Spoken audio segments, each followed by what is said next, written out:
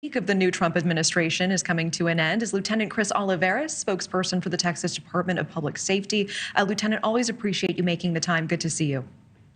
Good to see you. Thanks for having me, Natasha. I want to ask you about this brand new number coming down in just the last 10 minutes or so. ICE reporting 956 arrests today. That is more than 3 times the number of arrests we saw yesterday. What are your comments here? You know, it is. I think we're actually seeing what this new administration has been talking about, in the course of the last couple of years now, is that they were going to take action on day one, and they did. And we're starting to see that expedited operation as far as looking and locating criminal illegal aliens that are in the country right now. And that's really what people need to understand, is that we're looking for criminals. And I say we're talking about law enforcement across the board, but most importantly, federal agencies such as HSI, Border Patrol, DEA. They're looking for the worst of the worst in these communities. And I can't see how anyone would even dispute that, how they would not want anyone or any law enforcement agency to remove those public safety threats from their community. So we're seeing that right now. But really what really stands out to me, though, is for 2 factors. One, we're seeing more of an expedited process in looking for these criminals. And 2, we're seeing transparency, which we didn't have in the last 4 years. And I think that's what really highlights the work that federal agencies are doing, also law enforcement across the country, when they're making these type of arrests, that the American public actually understand what type of people are in their communities and what they're wanted for, what type of crimes they committed. So that in itself, really, that transparency really highlights the work that's being done and really shows the importance behind it.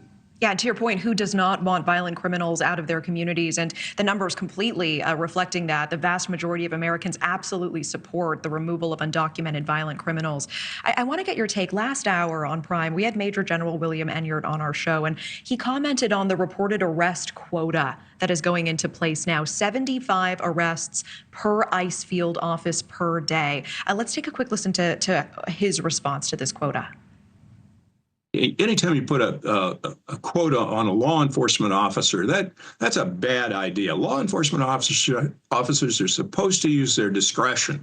And by forcing them to make arrests, you're simply asking for an abuse of their police powers. They're all good people and they work hard. I should say almost all of them are good people and they work hard. But, when you're put under that kind of pressure, you make mistakes. What is your take on this? Well, I do agree to some point that he made there, as far as when you do have a quota, you do force law enforcement to reach that quota, there is going to be mistakes made. I'm not aware of any quotas that are being set by federal law enforcement. I'm unaware of that.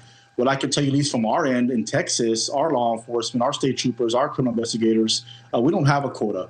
We want to prioritize public safety. We want to go out there and do the job and really focus on just traditional police work, and that is looking for criminals. And I'll give you a prime example. This past Friday, our special agents arrested 2 criminal illegal immigrants that were from Mexico, and they were wanted for sex crimes of children. These are the worst of the worst that we're trying to remove. So as far as quotas, I'm not aware of any quotas from any law enforcement agency. Obviously, I wouldn't be able to speak on that. But I can tell you from law enforcement in general, we don't have quotas. We want to prioritize the safety of our communities, and that's looking for criminals. But again, obviously, mistakes can be made when there is more pressure. But again, we need to focus on what's the most important thing right now, and that is trying to remove these criminal immigrants from these communities. Yeah, and Homan has said absolutely criminals first. He has also said there is a certain number, a limited number of these criminals. Do you feel with a quota of perhaps 75 arrests per field office per day that non-criminals will start to get caught up in this?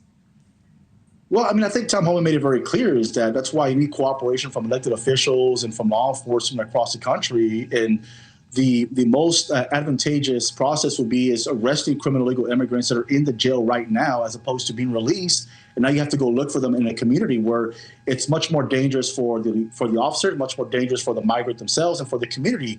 And also, Tom Homan said it very, very clear as well, is that when you go look for these criminals in the communities, there may be other illegal immigrants that are associated with those criminals that are subject to removal as well because they're in the country illegally. So the best process is to avoid all of that conflict is to work with law enforcement, especially federal law enforcement, and actually have these individuals that are in the jails right now before they get released and have them removed. That would be the much safer process, the much more common sense process to actually remove some of these criminals from the country.